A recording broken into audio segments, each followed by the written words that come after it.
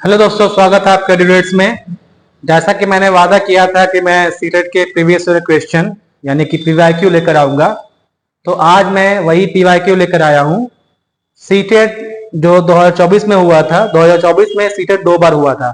एक हुआ था आपका जुलाई में और दूसरा हुआ था दिसंबर में। तो मैं सीटेट 2024 जो जुलाई में हुआ था उसका पेपर वन जो कि 1 to 5 के लिए होता है, उसका सेट ए और आज का जो वीडियो है उसमें सीडीपी के क्वेश्चंस लेकर आया हूं। जैसा कि मालूम है आपको कि सीडीपी में 30 क्वेश्चंस होते हैं। मैं पहले भी बता चुका हूं आपको कि जो सीटेट होता है वो 5 सब्जेक्ट पे बेस्ड होता है। 5 सब्जेक्ट यानी कि सीडीपी, मैथ्स, ईवीएस, लैंग्वेज 1 और लैंग्वेज 2। तो सबसे पहले सीडीपी के क्वेश्चंस को हम लोग देखेंगे। आज 30 क्वेश्चंस होते हैं इसमें। तो 2024 में जो जुलाई में जो सीटेट के पेपर 1 के जो सीडीपी क्वेश्चंस थे उसको आज हम लोग सॉल्व करने वाले हैं। इससे जुड़े हुए क्वेश्चंस देखेंगे, कुछ जो ऑप्शंस है उनको देखेंगे और साथ ही साथ ऑप्शंस को और एक्सप्लोर करेंगे, क्वेश्चंस को बढ़िया से समझेंगे ताकि इस तरह के क्वेश्चंस अगर और आपके एग्जाम्स में या तैयारी के दौरान आए तो उसको आप आसानी से सॉल्व कर सके। ये हम लोग को आज करना है, ठीक है। तो सबसे पहले सीडीपी का पहला क्वेश्चन इस तरीके से है। मैं थोड़ा छोटा कर देता हूं ताकि आपको नजर आए बढ़िया से। ये फर्स्ट क्वेश्चन है, सीटेट 24 जुलाई पेपर 1 सीडीपी फर्स्ट क्वेश्चन। पहला क्वेश्चन क्या कहता है, which of the following would support continuous and comprehensive evaluation. इसमें से कौन जो है कॉन्टिन्यूअस एंड कॉम्प्रिहेंसिव इवैल्यूएशन को सपोर्ट करता है। अगर आप सीबीएसई बोर्ड से पढ़े होंगे तो आपने नाम सुना होगा, that is called CCE. CCE that means continuous and comprehensive evaluation.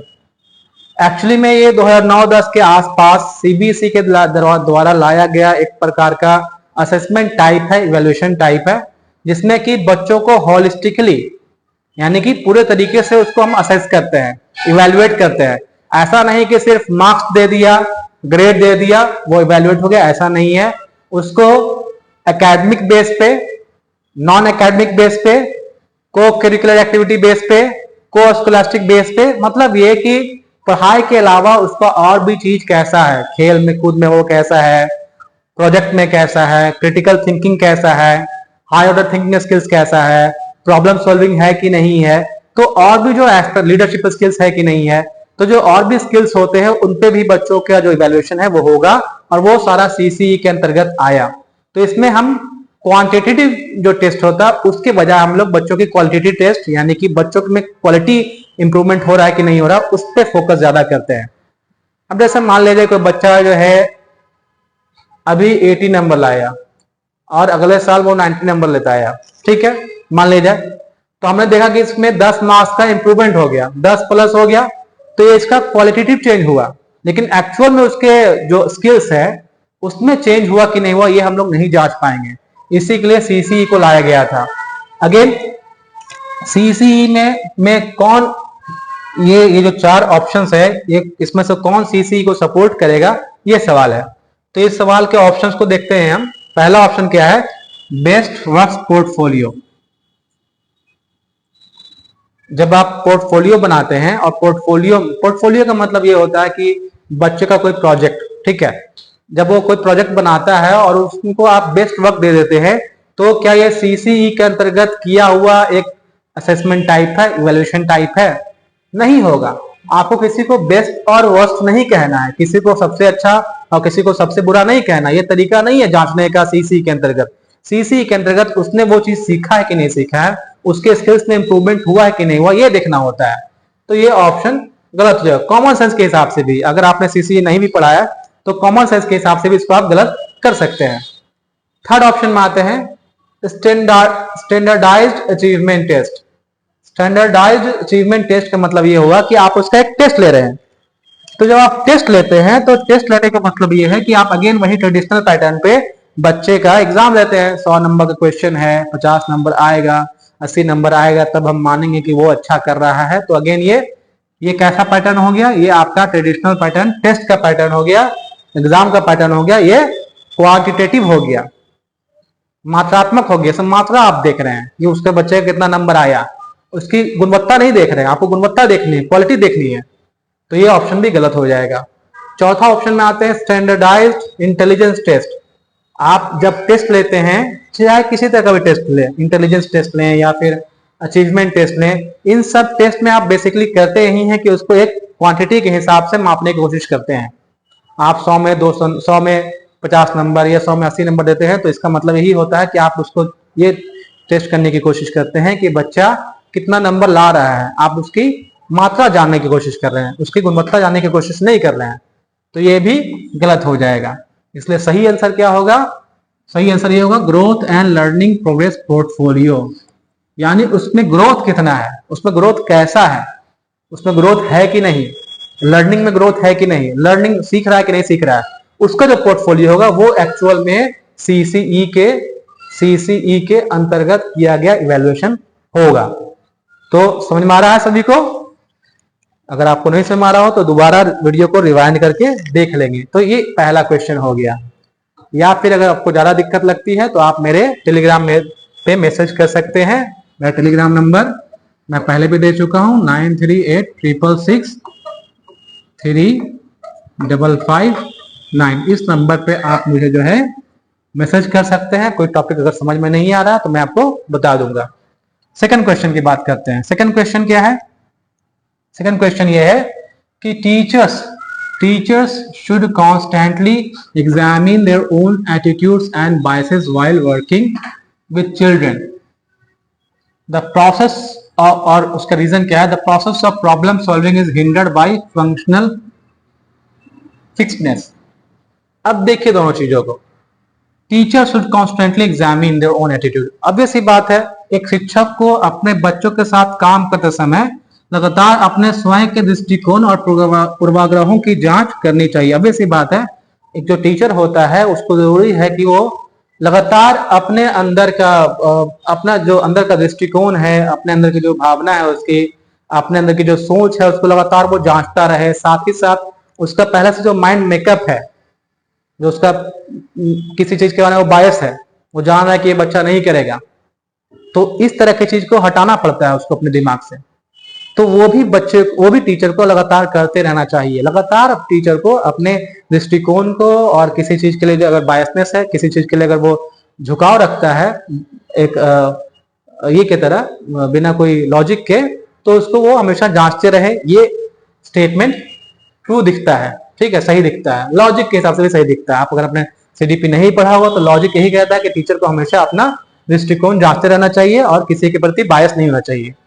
दूसरा सवाल है क्या है, दूसरा कारण इसका क्या कह रहा है? समस्या समाधान की प्रक्रिया कार्यात्मक स्थिरता से बाधित है। अगेन टीचर्स का जो एटीट्यूड है या टीचर्स का जो बायसनेस है, उसका इससे तो कोई मतलब नहीं है। तो ये ऑप्शन तो गलत हो जाएगा। दोनों सही हो सकता है, लेकिन आर जो है ये एक ही सही व्याख्या नहीं करता। इतना तो आप समझ गए। अब सवाल है कि क्या स्टेटमेंट सेकंड सही है? समस्या समाधान की प्रक्रिया कार्यात्मक स्थिरता से बाधित होती है, यानी कि प्रॉब्लम सॉल्विंग जो है वो हिंडर्ड बाय फंक्शनल फिक्सडनेस। obvious सी बात है, अगर आपको प्रॉब्लम सॉल्व करना है तो आप किसी चीज पे फिक्स नहीं रह सकते, आपको थोड़ा फ्लेक्सिबल होना पड़ेगा। आप फंक्शनली फिक्स्ड है किसी चीज पे, तो प्रॉब्लम कैसे सॉल्व करेंगे? तो obvious सी बात है, ये भी सही है, सेकंड स्टेटमेंट भी सही है, दूसरा स्टेटमेंट भी सही है। लेकिन क्या ये एक दूसरे की व्याख्या करता है? नहीं करता है। तो पहला ऑप्शन गलत हो जाएगा।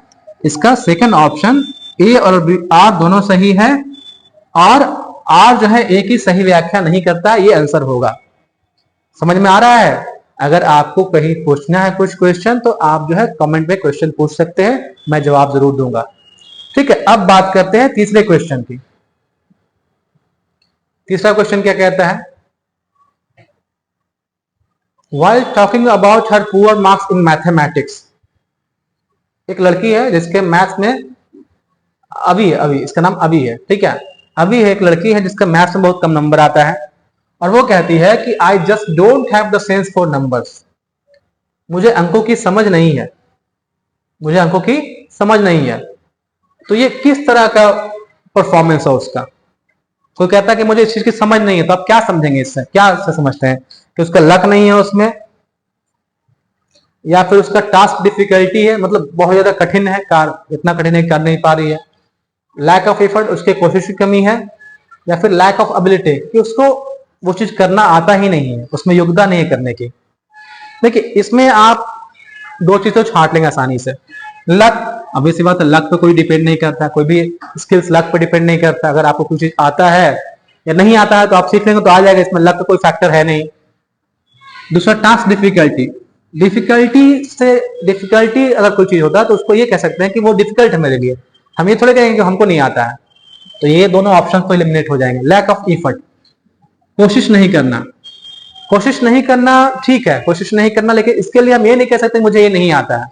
फिर आप ये कहते हैं कि मैं कोशिश करूंगा, मैं कोशिश कर रहा हूं लेकिन नहीं हो पा रहा है, तो अभी अगेन ये भी नहीं होगा। और आंसर इसका होगा लैक ऑफ एबिलिटी, मतलब योग्यता का अभाव, मेरे अंदर ये योग्यता ही नहीं है कि मैं उसको सॉल्व कर पाऊं। तो I just don't have the sense for numbers का मतलब यह है, मुझे अंकों की समझ नहीं है, इसका मतलब ये है कि मुझे नहीं आता है नंबर्स, मुझे मैथमेटिक्स नहीं आता है जिससे मैं ये सॉल्व कर पाऊं, मेरे अंदर ये योग्यता नहीं है।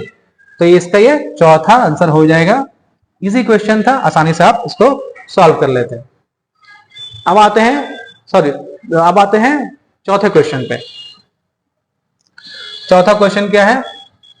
According to Lev Vygotsky theory, Lev Vygotsky theory का जो सिद्धांत है उसके अनुसार, अगर आपने लेव वाइगोत्स्की का सिद्धांत पढ़ा है तो ठीक है, नहीं पढ़ा है तो लेव वाइगोत्स्की एक बहुत बड़े महान वैज्ञानिक थे, चाइल्ड साइकोलॉजिस्ट थे। उनका कहना यह था कि बच्चा 4 अवस्थाओं में सीखता है। 4 अवस्था कौन कौन है? ठीक है, तो मैं थोड़ा सा बता देता हूं आपको। 4 अवस्था है। पहला है आपका सेंसरी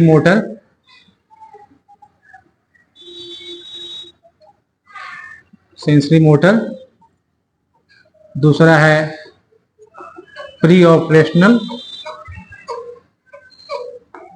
तीसरा है कॉन्क्रीट ऑपरेशनल,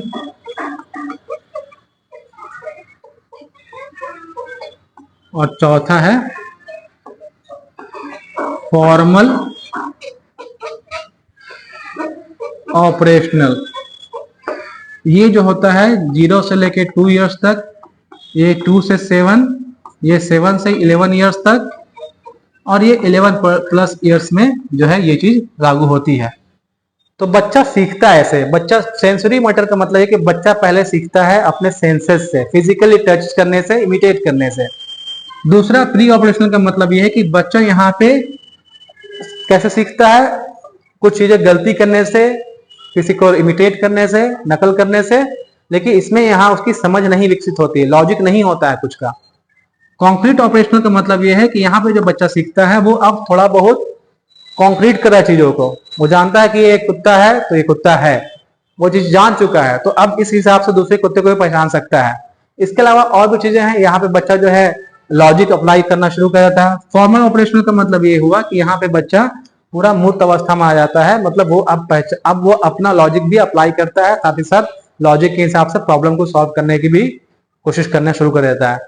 तो 4 स्टेजेस है। फर्दर जो है जब मैं पढ़ाऊंगा आपको सीडीपी पूरा, तो लेव वाइगोत्स्की, कोल्डबर्ग, इन सब की थ्योरी आपको पूरा बढ़िया से पढ़ाऊंगा।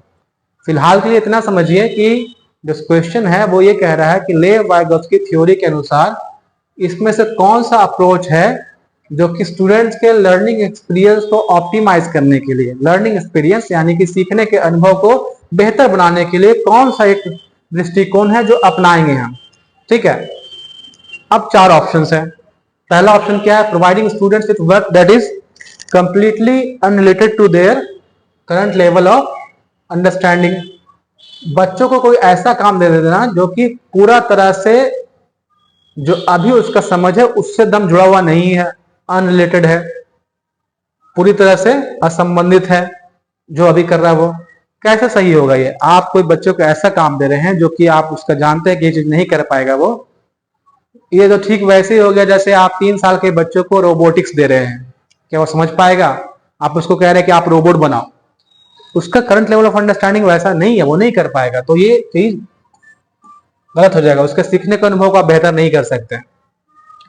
थर्ड में आते हैं providing no support to students and leaving them to struggle on their own. आप बच्चे को कोई काम दिया और उसको कोई सपोर्ट नहीं कर रहे हैं, जरा भी सपोर्ट नहीं कर रहे हैं, क्या ये सही होगा? नहीं सही होगा।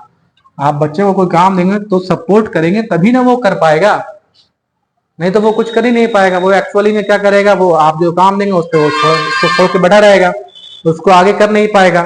तो ऑब्वियसली बात है, कुछ आपको सपोर्ट करना है, गाइड करना है। चौथा पे आते हैं providing students with work that they can manage and complete individually. ये भी गलत होगा, इसलिए कि आप जो है बच्चों को जो काम देंगे वो मैनेज कर सकते हैं और कंप्लीट कर सकते हैं, बट इंडिविजुअली खुद से कंप्लीट कर सकते हैं। तो वो काम देने का फायदा क्या? वो तो ऐसे भी कर लेता, आपने देते तो इसमें आप सपोर्ट नहीं करते तो भी कर लेता वो, तो उसका फायदा नहीं होता है। तो इसलिए जो ऑप्शन 2 हो वो सही होगा, providing students with work that is just beyond their current level of understanding with appropriate support and guidance.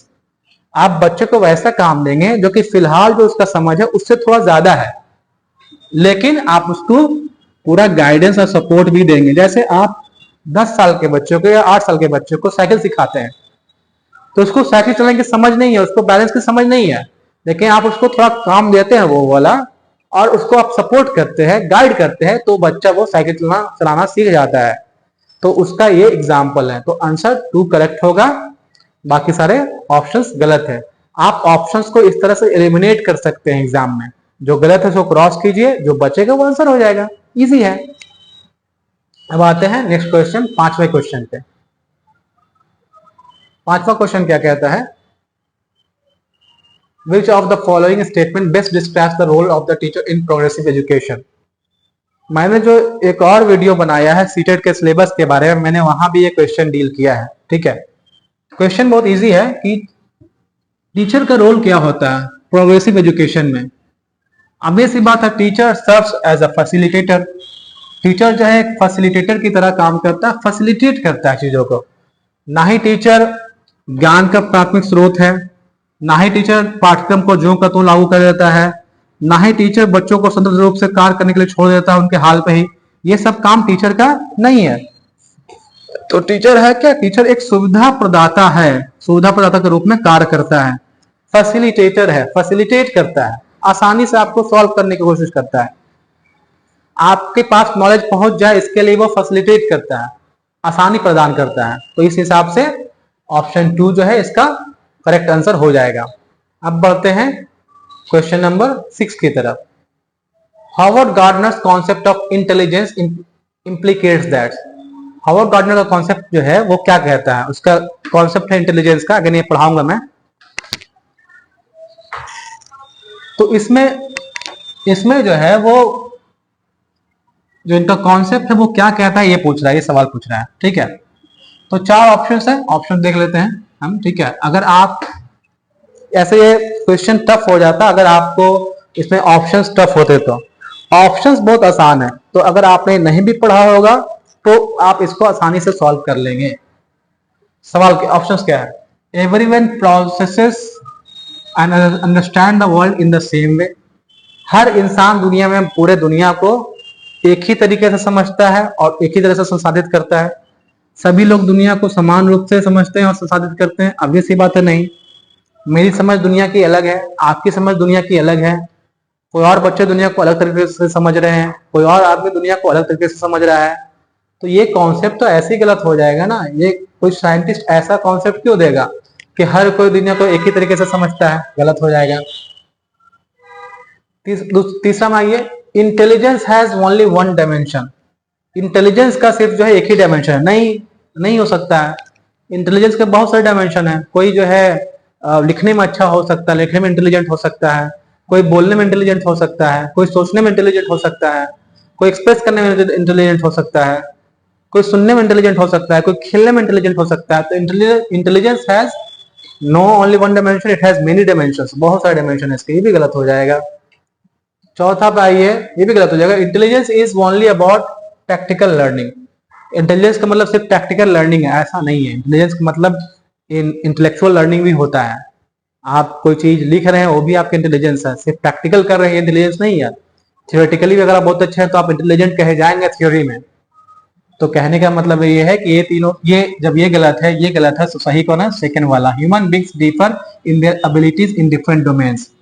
मानव जो है, मानव अलग अलग आयामों में लोगों की अलग अलग योग्यताएं होती हैं जी। अलग अलग डायमेंशन में लोग अलग अलग इंटेलिजेंट हो सकते हैं। कोई इंसान दो चीज में इंटेलिजेंट है, तीसरा में नहीं होगा। कोई इंसान चार में इंटेलिजेंट है, दो में नहीं होगा। कोई इंसान किसी चीज में इंटेलिजेंट नहीं है, किसी और चीज में इंटेलिजेंट होगा। तो हर किसी का, एक ह्यूमन बींग्स का जो इंटेलिजेंस है या एबिलिटीज है, वो हर डोमेन में अलग अलग टाइप का हो सकता है। ये आंसर इसका सही होगा। तो लॉजिकली भी इसका आप आंसर कर पाते अगर आप एलिमिनेट कर पाते। एक और टिप्स है एलिमिनेट करने का। टिप्स ये है कि जहां ओनली हो वो जनरली ऑप्शन गलत होगा। तो इसलिए चौथा ऑप्शन ऐसे ही गलत हो जाएगा। ठीक है, अब बढ़ते हैं नेक्स्ट क्वेश्चन की तरफ। Question number 6। Which of the following sequence of representation of concept is in accordance with the children's gradual development of cognitive abilities? तो इसका सिंपल ये, अब ये अगर आपको मालूम होता तभी आप कर पाते हैं। ठीक है, थोड़ा सा इसमें भी लॉजिक लगा सकते हैं कि करंट सही सीक्वेंस क्या है बच्चों का सीखने का, उनका डेवलपमेंट का, उनका कॉग्निटिव डेवलपमेंट जो होता है, मेंटल जो डेवलपमेंट होता है, उसमें जो डेवलपमेंट होता है उसका सही पैटर्न क्या है। तो सबसे पहला इसका ऑप्शन आंसर ये होगा, action based, image based, symbol based. बच्चा पहले एक्शन बेस्ड सीखता है। आप कुछ करते हैं वो सीखता है। छोटे बच्चे ऐसे सीखते हैं, आप सर खुजाएंगे तो भी सर खुजाएगा, आप पैर दबाएंगे बच्चों का तो वो भी आपका पैर दबाएगा, आप मोबाइल देखेंगे तो बच्चा भी मोबाइल देखेगा। ऑब्वियस सी बात है, मोबाइल जो कि उसके बहुत सारे आज के डेट में साइड इफेक्ट्स है, तो यहाँ भी होगा। तो ऑब्वियस सी बात है, पहले एक्शन बेस्ड बच्चा करता है, फिर इमेज बेस्ड, फिर आप उससे कुछ दिखा के भी करा सकते हैं, फिर सिंबल बेस्ड, आप फिर उससे कुछ बता के भी करा सकते हैं। तो बच्चा जनरली, बच्चा का जो सीखने का कौन सीक्वेंस है वो यही है। इस तरह से उसका डेवलपमेंट होता है, उसका मेंटल डेवलपमेंट होता है। पहले इमेज बेस्ड, फिर पहले एक्शन बेस्ड, फिर इमेज बेस्ड और फिर सिंबल बेस्ड। इस तरीके से बच्चे का मेंटल डेवलपमेंट होता है। नेक्स्ट क्वेश्चन की तरफ बढ़ते हैं। Question number 8। क्वेश्चन नंबर 8 क्या कहता है? Teachers should provide emotional support to children in the classroom to ensure effective learning. Obvious सी बात है, शिक्षकों को कक्षा में प्रभावी संज्ञान सुनिश्चित करने के लिए बच्चों को संवेगात्मक सहारा देना चाहिए। ऑब्वियस सी बात है, बहुत सारे वर्ड्स हिंदी में नहीं समझ में आते होंगे आपको, तो बेहतर है कि उसका इंग्लिश वर्जन देख लें आप। संवेगात्मक सहारा, इमोशनल सपोर्ट, इफेक्टिव लर्निंग, प्रभावी संज्ञान, तो बेहतर है कि दिख लें इंग्लिश में ही आप। तो टीचर्स तो ऑब्वियस सी बात है इमोशनल सपोर्ट देंगे चिल्ड्रन को ताकि वो लर्निंग इफेक्टिव हो पाए, सही है। Emotions and cognition are related to each other in complex ways. Obvious सी बात है, संवेग व संज्ञान एक दूसरे से जटिल रूप से संबंधित है। ऑब्वियस सी बात है, इमोशंस और लर्निंग दोनों कनेक्टेड है, इमोशंस और कॉग्निशन दोनों कनेक्टेड है। अगर आप किसी बच्चे को कुछ समझा रहे हैं तो आपका इमोशंस उसमें रहेगा, तो जब बच्चा जल्दी समझेगा। इसके अलावा जो है बच्चा इमोशन से सीखता है। ठीक है, तो इसका उत्तर बहुत इजी है कि आर, ए और आर दोनों सही है, और आर जो है ए की सही व्याख्या करता है। Emotional support to children in the effective learning में इमोशन की बात हो रही है, और यहाँ इमोशंस और कॉग्निशंस रिलेवेंट है दूसरे से, तो ऑब्वियस सी बात है ये इसकी व्याख्या कर रहा है, तो आंसर इसका ए हो जाएगा। Option number 1 is correct. आते हैं क्वेश्चन नंबर 9 में। विच of the following statement about development is correct? Development के बारे में कौन सा स्टेटमेंट करेक्ट है? विकास के बारे में। अगेन इजी क्वेश्चन है। Development is a discontinuous process, नहीं, डेवलपमेंट डिसकंटिन्यूअस प्रोसेस नहीं, development is a continuous process. यहां पर जो ना ये गलती है, डेवलपमेंट डिसकंटिन्यूअस है, डेवलपमेंट कंटिन्यूअस प्रोसेस, ये गलत है। डेवलपमेंट विकास लगातार होने वाली प्रक्रिया है, ये डिसकंटिन्यूअस नहीं है। ऐसा नहीं कि अभी होगा, कल नहीं होगा, परसों होगा, तरसों नहीं होगा, ऐसा नहीं होता है। Development is a continuous process, पहली बात ये। दूसरा, डेवलपमेंट प्रोसीड्स, ये तो ये गलत हो जाएगा। दूसरा, development proceeds from specific to general. Development specific से जनरल की तरफ जाता है, नहीं, ये उल्टा हो गया। डेवलपमेंट जनरल से स्पेसिफिक की तरफ जाता है। पहले जो डेवलपमेंट होता है वो जनरल होता है, जैसे कि पहले सबका जनरली हाथ पैर सब डेवलप होता है किसी बॉडी में, फिर स्पेसिफिक कोई चीज के लिए आपका दिमाग डेवलप होता है, तो जनरल से स्पेसिफिक जाता है डेवलपमेंट, स्पेसिफिक से जनरल नहीं जाता है, तो ये गलत हो जाएगा। Different aspects of development are independent to each other, कैसे हो सकता है? डेवलपमेंट का जितना भी एस्पेक्ट है, उससे जुड़े हुए जो चीजें हैं, जो विभिन्न पहलू हैं, वो एक दूसरे से स्वतंत्र होते हैं? नहीं होते हैं, वो एक दूसरे पर आधारित होते हैं, तो ये भी गलत हो जाएगा। अब आते हैं दूसरा में, development is occurs in a spiral manner not linear. Yes, development जो है वो स्पाइरल होता है, स्पाइरल मैनर, लीनियर नहीं है। ऐसा नहीं है, डेवलपमेंट स्पाइरल है। स्पाइरल मतलब क्या? ऐसा है, ठीक है। डेवलपमेंट स्पाइरल है, आपका डेवलपमेंट होगा, फिर घूम के फिर डेवलपमेंट होगा, फिर घूम के डेवलपमेंट होगा। डेवलपमेंट होता है कि स्टेज पे जाके फिर वो घूमता है, फिर वो मतलब फिर से रिवर्स करता है, फिर डेवलपमेंट होता है, फिर घूमता है, फिर रिवर्स करता है। तो development is a in spiral manner not linear, linear नहीं होता, स्पाइरल होता है, ये ध्यान रखना है आपको। इसका आंसर 2 होगा, आपको मालूम होना चाहिए। अब आते हैं क्वेश्चन नंबर 10 पे। अगेन फिर आ गया लेव वाइगोत्स्की। तो समझिए लेव वाइगोत्स्की कितना इंपॉर्टेंट है आपको। लेव वाइगोत्स्की, कोल्डबर्ग, हॉवर्ड गार्डनर, इन सबका जो कॉन्सेप्ट है वो पढ़ना ही होगा, तभी जो है आप कर पाएंगे, नहीं तो नहीं कर पाएंगे सीटेट। तो लेव वाइगोत्स्की के अनुसार चिल्ड्रन जो है अपनी बिहेवियर को कैसे रेगुलेट करते हैं? यूज ऑफ इनर स्पीच, आत्मवाक्य के प्रयोग द्वारा वो खुद से बात करते हैं, और इस तरह से वो अपने इमोशंस को, अपने बिहेवियर को कंट्रोल करते हैं। तो इसका आंसर 2 हो जाएगा, ठीक है। बाकी मैं नहीं जाता हूं क्योंकि थोड़ा सा टाइम भी सेव करना है। क्वेश्चन नंबर 11 है, which pedagogical approach would be adopted by teachers who firmly believe in constructivism to teach concepts of floating and sinking to class 5 children. Class 5 के बच्चे हैं और उनको सिखाना है किसके बारे में? तैरने और डूबने के बारे में। तो तैरने और डूबने की जो अवधारणा है वो पढ़ाने के लिए बच्चों को आपको किस तरह का जो ट्रिक है वो अपनाना है, किस तरह का टीचिंग मेथोडोलॉजी अपनाना है। तो अभी सी बात है, वहां पे आप लेक्चर के थ्रू नहीं बता सकते हैं कि कैसे कैसे तैरना है, कैसे जो है डूबता है। शोइंग वीडियो, सिर्फ वीडियो से नहीं बता सकते। शोइंग पावर पॉइंट प्रेजेंटेशन सिर्फ पीपीटी जो है बना के नहीं बता, जैसे मैं पढ़ा रहा हूँ वैसे मैं थोड़ा सिखा दूंगा आपको कि कैसे डूबना है या कैसे तैरना है, डूबते हैं कैसे तैरते हैं, तैरने का कैसे लोग डूब जाता है, ये सब नहीं बता सकता मैं। तो इसमें क्या है, गाइडेड डिस्कवरी, आप जो गाइड करेंगे, आप उसको ले जाएंगे नदी में, वहां पे आपके साथ प्रोफेशनल्स होंगे। अगर आप प्रोफेशनल तो आपको प्रोफेशनल हैं, आप वहां पे ले जाएंगे, आप उसको देखने देंगे कि वो बच्चा कैसे तैरता है, आप उसको करने के लिए सिखाएंगे, तो बच्चा खुद ऑब्जर्व करेगा कि नहीं जो है मैं अगर नहीं तैर रहा हूं तो मैं डूब रहा हूँ। इसे कहते हैं गाइडेड डिस्कवरी, निर्देशित खोज। आप उसको निर्देशित पूरा डायरेक्टेड खोज पे जो है आप उसको सिखाते हैं, बताते हैं कि कैसे भी कोई इंसान डूबता है या तैरता है, या डूबने तैरने की जो तकनीक है उसको आप सिखा पाते हैं। तो इसका आंसर हो जाएगा गाइडेड डिस्कवरी, ऑप्शन नंबर 4। आते हैं क्वेश्चन नंबर 12 की तरफ। Which of the following is not an effective memory technique for meaningful learning? मैं ये क्वेश्चन ही मैंने कराया था सीटेट के जब सिलेबस पढ़ा रहा था। तो इसमें क्या कहता है कि कौन सा जो है इफेक्टिव मेमोरी टेक्निक नहीं है लर्निंग के लिए। तो जब भी आप कोई चीज सीखते हैं तो उसके लिए सबसे आसान या कोई चीज आप याद करना चाहते हैं तो उसके लिए सबसे आसान तरीका क्या है कि आप उसका निमोनिक्स बना लें। निमोनिक्स का मतलब क्या है कि मान लें जैसे आपको याद करना है संविधान के 12 शेड्यूल, तो उसका निमोनिक्स क्या है? उसका निमोनिक्स है old tears of the old PM.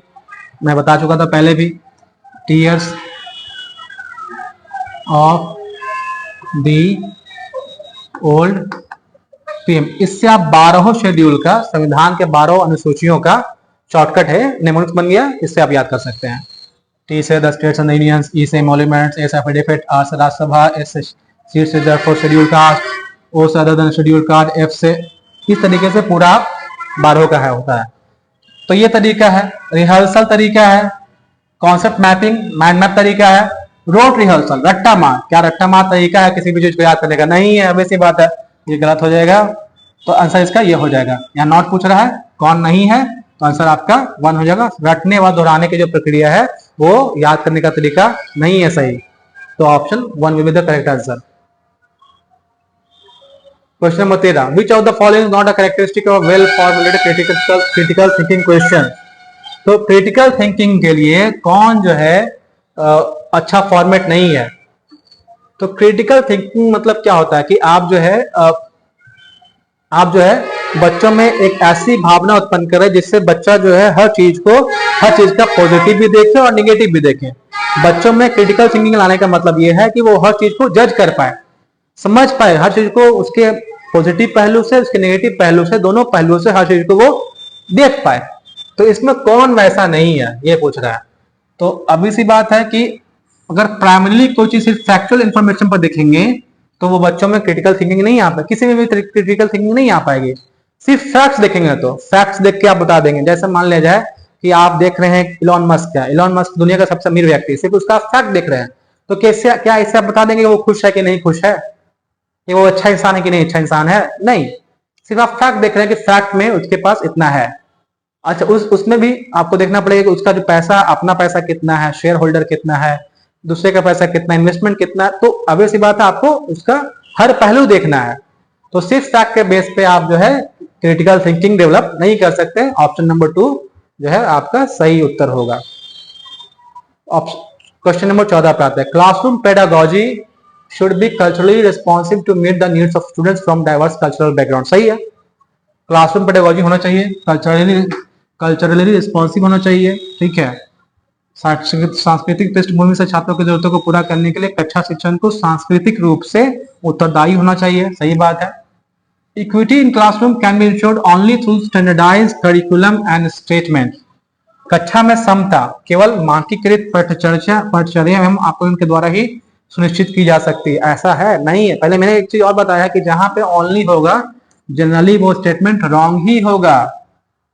क्या सिर्फ करिकुलम को अगर हम स्टैंडर्डाइज कर दें और असेसमेंट को स्टैंडर्डाइज कर दें तो क्या हम इक्विटी ला देंगे क्लास में? इक्विटी का मतलब ये होता है कि सबको समान अवसर दिया जाना। कोई कमजोर है तो उसको भी उतना ही, उसको थोड़ा सा प्रिविलेज देकर, उसको थोड़ा छूट देकर उसको भी हम बराबर कर दे दूसरे छात्रों के साथ। तो इसके लिए क्या स्टैंडर्डाइज करिकुलम ला देंगे तो हो जाएगा? नहीं होगा। इस बात है तो ऑप्शन अपने आप, एक गलत हो गया तो अपने आप उत्तर आ गया कि ए सही है और आर गलत है, क्योंकि दोनों सही नहीं है, दोनों सही नहीं है और दोनों गलत भी नहीं है, एक सही है एक गलत है। तो आपका उत्तर हो जाएगा सी। अब आते हैं नेक्स्ट क्वेश्चन पे, क्वेश्चन नंबर 15। जागृति has learn that her dog rusty. जागृति को पता चल गया है कि उसका जो डॉग है, उसका जो कुत्ता रस्टी है, एक गोल्डन रिट्रीवर है। उस ये का नाम है, उस प्रजाति का नाम है। जैसे कि बहुत सारा होता है, जर्मन शेफर्ड, बुलडॉग, बहुत तरह की प्रजाति होती है कुत्ते में। तो गोल्डन रिट्रीवर एक नाम है उस प्रजाति का। जब एक और कुत्ते को देखती है तो रस्टी जैसा दिखता है लेकिन अगला नस्ल का अलग नस्ल का है, तो वह उसे भी कुत्ता ही समझती है। जीन पियाजे के संज्ञानात्मक विकास के सिद्धांत के अनुसार यह किस अवधारणा को प्रदर्शित करती है? जी, तो कोई और कुत्ता देखती है तो उसको भी लगता है कि ये कुत्ता ही है, भले ही अलग नस्ल का, बट कुत्ता ही है। तो ये कैसे वो जान गए, कैसे पहचान गए इस चीज को? इस चीज को कहते हैं हम लोग समायोजन, असिमिलेशन। उसने असिमिलेट किया, उसने समायोजन किया अपने अंदर कि कुत्ता करीब करीब एक ही तरह का दिखता है, उसकी प्रजाति अलग अलग हो सकती है, उसमें कुछ कुछ दिखने का तरीका जो है, मतलब कुछ कुछ अपीयरेंस जो है वो अलग हो सकता है, लेकिन बेसिकली कुत्ता का जो जाति है वो एक ही है। तो वो असिमुलेट कर चुकी है कि हर कुत्ता ऐसा ही होगा, लेकिन कुछ उसके दिखावे में बदलाव हो सकते हैं उनकी प्रजाति के हिसाब से। तो इसका आंसर चौथा हो जाएगा, ऑप्शन नंबर 4, समायोजन या फिर असिमुलेशन। आते हैं क्वेश्चन नंबर 16 पे। क्या कहता है question number 16? Heredity totally determined in an individual. आनुवांशिकता पूरी तरह से एक व्यक्ति का क्या कर सकता है? सिर्फ और सिर्फ उसका सेक्स डिसाइड कर सकता है। आपके माँ बाप क्या डिसाइड कर सकते हैं? आपका जेंडर डिसाइड कर सकते हैं, सेक्स और जेंडर, या सेक्स ही कहिए उसको। ठीक है, ऑप्शन नहीं है 1 2 तो सिर्फ वही हो जाएगा। तो आपका जो हेरिडिटी है वो क्या डिसाइड कर सकते हैं? आपका एकेडमिक सक्सेस डिसाइड नहीं कर सकते हैं, आपका लर्निंग स्टाइल डिसाइड नहीं कर सकते। सिर्फ और सिर्फ आपका जो है वो सेक्स, यानी आप मेल है फीमेल है, सिर्फ वही डिसाइड कर सकते हैं। दैट टू वो माँ बाप डिसाइड नहीं कर सकते हैं, जो हेरिडिटरी आता है जीन वो डिसाइड करता है। ठीक है, तो हेरिडिटरी रूप से यानी अनुवांशिकता जो है वो सिर्फ आपका सेक्स डिसाइड कर पाता है, इसलिए ओनली 1 आंसर होगा, सिर्फ सेक्स होगा कि आप मेल होंगे या फीमेल होंगे, सिर्फ वही डिसाइड कर सकता है, आपका आनुवंशिकता, आपका हेरिडिटी।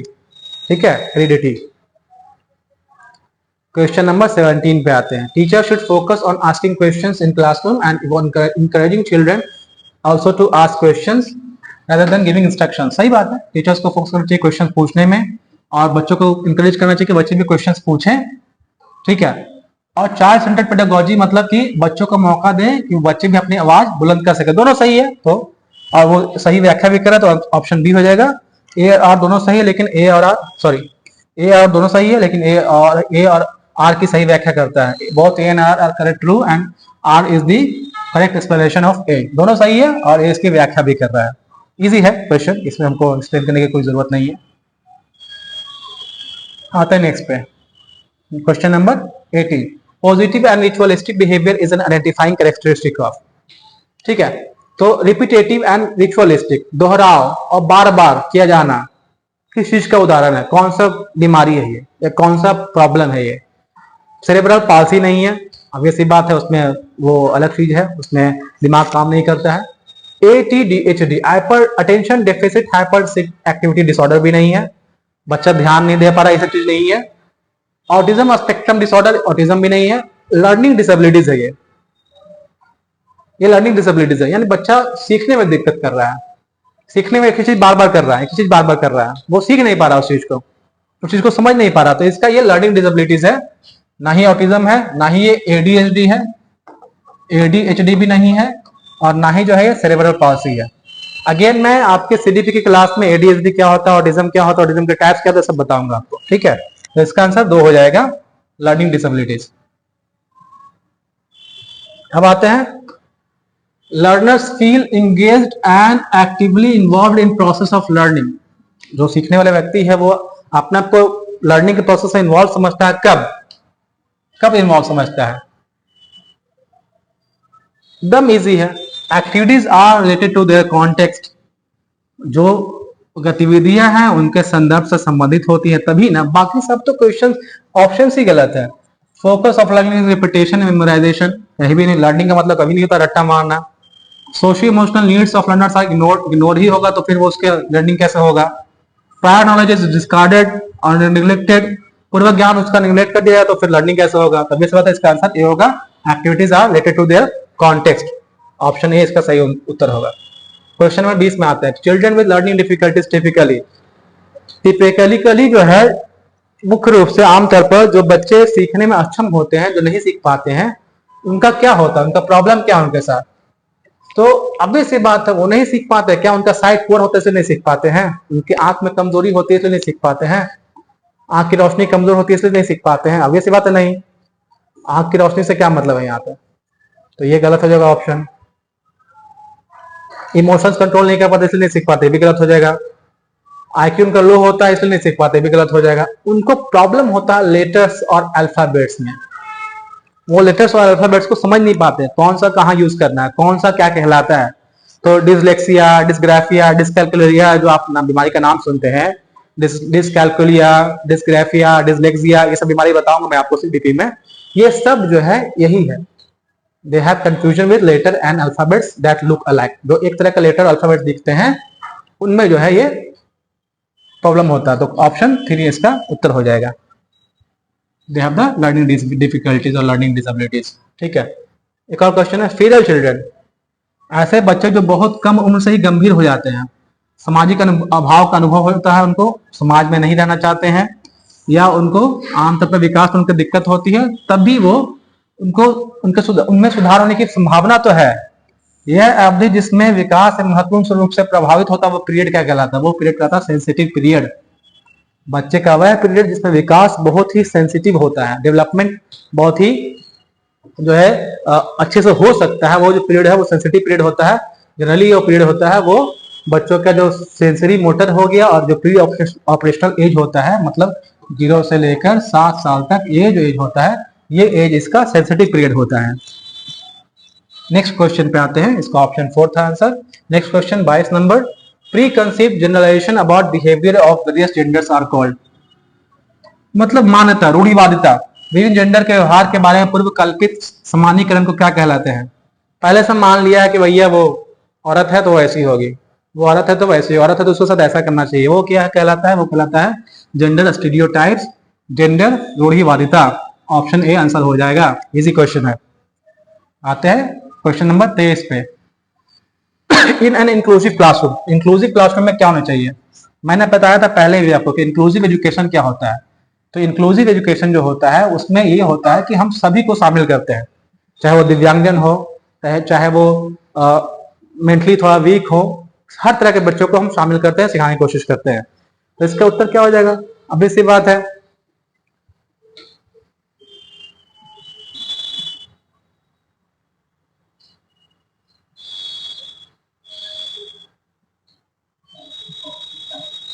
अभी sir, all children have access to and are included in the classroom activities.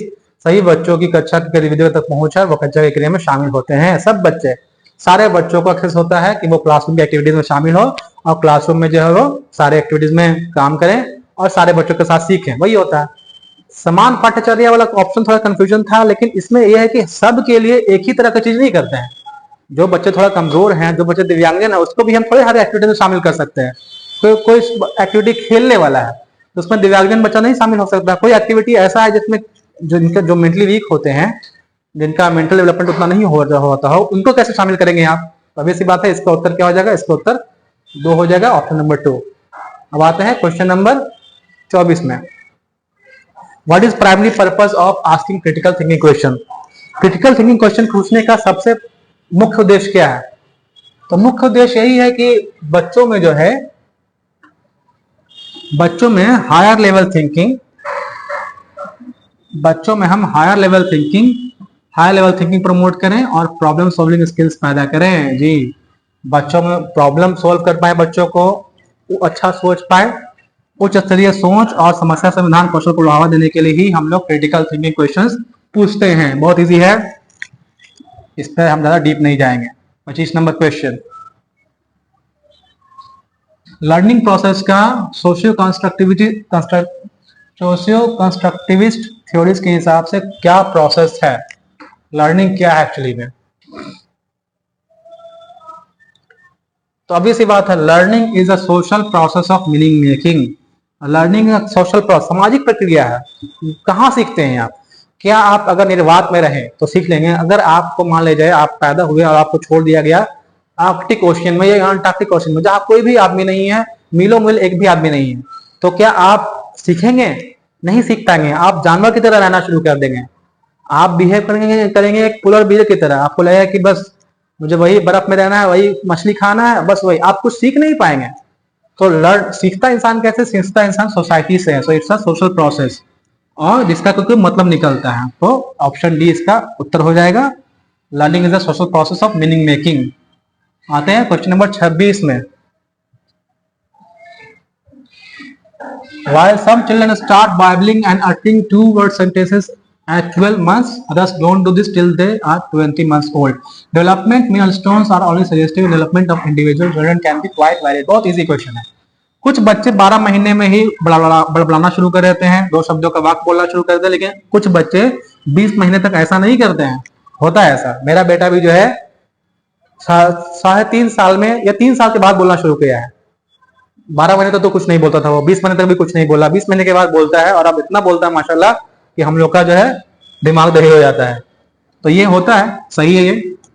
विकासात्मक प्रतिमान केवल सांस्कृतिक है और व्यक्तिगत बच्चों का विकास काफी भिन्न हो सकता है। अभी सी बात है, जो भी ये माइलस्टोन्स है कि 12 महीने में बोलेगा बच्चा हल्का फुल्का, ये सांकेतिक सजेस्टिव है, जरूरी नहीं कि बच्चा ऐसा ही करे। और ये चाइल्ड टू चाइल्ड वेरी कर सकता है, तो ये भी सही है। और दोनों उसकी व्याख्या करता है तो ऑप्शन ए सही हो जाएगा। ए और आर दोनों सही है और ए आर की सही व्याख्या करता है। आते हैं क्वेश्चन नंबर 27 में। ये क्वेश्चन मैंने बताया था, उसमें भी आपको सीटेट के सिलेबस पढ़ा था तभी बताया था। ठीक है, growth in height and weight of children is an example of. बच्चों के हाइट में बढ़ोतरी और उनके वेट में बढ़ोतरी क्या है? उनका एक क्वांटिटेटिव चेंज है, उनके मात्रा में परिवर्तन हो रहा है। वो पहले 10 किलो के थे, 15 किलो का मात्रा में परिवर्तन। वो पहले 100 सेंटीमीटर के थे, अब 110 सेंटीमीटर के हो गए, मात्रा में परिवर्तन। सिर्फ और सिर्फ एक मात्रात्मक परिवर्तन है, उनकी गुणवत्ता में कोई सुधार नहीं हो रहा। उनके बारे में बात नहीं कर रहे हम लोग, गुणवत्ता के बारे में बात नहीं कर रहे, संज्ञात्मक सुधार हो उसके बारे में बात नहीं कर रहे हम लोग। तो ये सारे ऑप्शंस नहीं होंगे, ठीक है, ऑप्शन क्या होगा, मात्रात्मक परिवर्तन, जानते ही आप। नेक्स्ट आते हैं क्वेश्चन नंबर 28। एक हेंस डिलेमा करके क्वेश्चन ये होता है, थ्योरी होती है, ठीक है। तो हेंस डिलेमा मैं बताऊंगा बाद में, एक बड़ा टॉपिक है, तो जब पढ़ाऊंगा सीधी भी तो बता दूंगा आपको, फिलहाल क्वेश्चन समझिए। The law wasn't set up for these circumstances. Taking the drug in this situation isn't really right, but it's justified. कानून इन परिस्थितियों के लिए स्थापित नहीं किया गया था। इस स्थिति में दवा लेना वास्तव में सही नहीं है, लेकिन यह उचित है। तो अभी सी बात है, दवा लेना हर चीज के लिए सही नहीं है, लेकिन अभी के लिए उचित है, जस्टिफाइड है। क्योंकि दवा नहीं लेंगे तो क्या होगा। तो इसका एक्चुअल में ये क्या है, ये एक्चुअल में क्या है कि morality of contest of individual rights and of democratically, मतलब क्या है कि नैतिकता का विरोधाभास तो है। नैतिकता ये कहता है कि दवा ना ले लें आप, लेकिन आपका अधिकार है, अधिकार आप ले सकते हैं। और लोकतंत्र है तो लोकतंत्र में आपके पास राइट्स है कि आप, ये जस्टिफाइड है, तर्कसंगत है कि अगर आप बीमार पड़े तो दवा ले सकते हैं। इसका आंसर 2 हो जाएगा। अगेन हेंस डिलेमा बहुत डीप कॉन्सेप्ट है, मैं बताऊंगा बाद में आपको जब सीडीपी पढ़ाऊंगा तो। अब क्या है गिफ्टेड चिल्ड्रन के बारे में। जो चिल्ड्रन गिफ्टेड होते हैं उनके जो लर्निंग बहुत अच्छी होती है, बहुत अच्छा सीखते हैं, तो उनके बारे में क्या सही है ये पूछ रहा है वो। कुछ नहीं, gifted students learn at comparatively advanced pace than other students. प्रतिभाशाली छात्र अन्य छात्रों की तुलना में अपेक्षाकृत उन्नत गति से सीखते हैं। कुछ फर्क नहीं होता, बस यही होता है कि हम जो सीखते हैं, जो हमारा स्पीड सीखने का है और जो उनका स्पीड सीखने का है गिफ्टेड चिल्ड्रन का, वो थोड़ा सा ज्यादा होता है। उनका सीखने का जो पेस है वो ज्यादा होता है। ऑप्शन 4 सही है, बाकी सारे ऑप्शन गलत है ना। फ्री फ्रॉम रिस्क ऐसा थोड़े है। हाँ में जरूरी है कि एक्सेल करे सारे एरियाज में, एकेडमिक, सोशल, इमोशनल में। ऐसा भी जरूरी नहीं है कि हर चीज में वो आगे रहे, हमेशा खुश रहते हैं, पॉपुलर रहते हैं, वेल एडजस्टेड होते हैं, ऐसा भी नहीं है। तो ऑप्शन 4 हो जाएगा। ये तीनों ऑप्शन ऐसे भी गलत है, देखने से भी गलत लग रहा है, ठीक है। अब आते हैं लास्ट क्वेश्चन सीडीपी का, question number 30। As per Jean पियाजे pre operational stage is characterised by abilities to perform. तो प्री ऑपरेशनल स्टेज मैंने बताया था कि 4 स्टेज होते हैं। पहला होता है सेंसरी मोटर, दूसरा होता है प्री ऑपरेशनल, तीसरा होता है कॉन्क्रीट ऑपरेशनल, और चौथा होता है फॉर्मल ऑपरेशनल। एज क्या होता है बताया था मैंने पहले भी आपको, 0 से लेकर 2 साल तक, 2 से 7, 7 से 11 साल तक होता है कॉन्क्रीट ऑपरेशनल, और 11 से प्लस होता है फॉर्मल ऑपरेशनल। याद कर लेना, इसको 4 स्टेजेस होते हैं। तो कह रहा है कि जो प्री ऑपरेशनल स्टेज होता है ये वाला, इसमें क्या होता है, बच्चे क्या करते हैं, क्या परफॉर्म कर पाते हैं। तो ऑब्वियस सी बात है वो सिंबॉलिक प्ले एंड एनिमिज्म, मतलब कुछ खेल जिसमें सिंबल हो, ठीक है। कुछ एनिमल्स का एग्जांपल, जैसे बच्चे घोड़े बनते हैं। 2 साल से 7 साल के बच्चे एज में बच्चे क्या करते हैं, बच्चे घोड़ा बन के खेलते हैं, या बिल्ली बन के खेलते हैं, कुत्ता बन के खेलते हैं। या फिर जो है अगर आप उनके पिताजी हैं तो बच्चे आपके पीछे चढ़ जाते हैं और आप बोलते हैं आपको कि आप घोड़ा बनिए, वो उनकी सवारी करेंगे, आप शेर बनिए उनकी सवारी करेंगे। तो अभी सी बात है बच्चे सिंबॉलिक प्ले खेलते हैं और एनिमिज्म खेलते हैं, ये उनका स्टेज है। इमिटेशन एंड रिवर्सिबिलिटी ये किसका है, ये सेंसरी मोटर का है। बच्चे नकल करके सीखते हैं, ठीक है।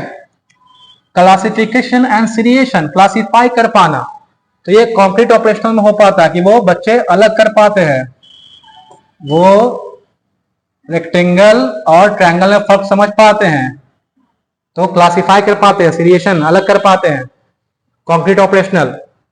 कंजर्वेशन एंड एब्स्ट्रैक्ट थिंकिंग, अब बच्चे दिमाग में कंजर्व कर पा रहे हैं चीजों को, और एब्स्ट्रैक्ट थिंकिंग मतलब आप सोच पा रहे हैं मूर्त तरीके से, तो वो हो जाता है आपका फॉर्मल ऑपरेशनल। तो इसका आंसर हो जाएगा प्रतीकात्मक और खेल, प्रतिभात्मक खेल और जीववाद। चौथा नंबर ऑप्शन इसका सही होगा, बाकी सबके भी मैंने बता ही दिया। तो इस तरह से 2024 के जुलाई के सीटेट पेपर का पेपर 1 जो है मैंने आज करा दिया सीडीपी का। लैंग्वेज 1, लैंग्वेज 2 और मैथ्स और ईवीएस भी मैं लेकर आऊंगा अलग अलग वीडियोस में। तो आप ये वीडियोस देखिए, वीडियोस को शेयर कीजिए, लाइक कीजिए, सब्सक्राइब कीजिए।